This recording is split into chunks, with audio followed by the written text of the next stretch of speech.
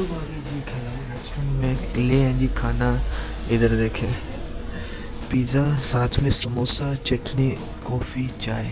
तो अभी करते हैं बिस्मिल्लाह, खाना खाते हैं। तो मौसम यहाँ पे बहुत ठंडा है जिसकी वजह से भूख लग रही है जी ज़बरदस्त किस्म। कैसे समोसे? ओके, नाइस, अच्छा जी। आलू। तो हम लोग आ गए जी अपने रूम में, बहुत ज़बरदस्त किस्म की नींद आई हुई है। फाइनली चेक इन हो गए हैं जी, उधर ही रिसेप्शन पे सो गए थे क्योंकि थके हुए हैं जी कल के।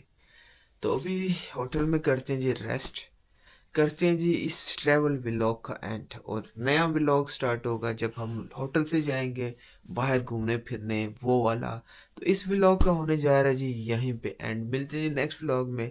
और अगर अभी तक आपने मेरे चैनल को सब्सक्राइब नहीं किया, जल्दी से सब्सक्राइब करें, वीडियो को लाइक करें, कमेंट करें। इस तरह के मज़े मज़े के व्लॉग्स आएंगे जी इसी यूट्यूब चैनल पे। अल्लाह हाफिज़, मासलामा, टेक केयर।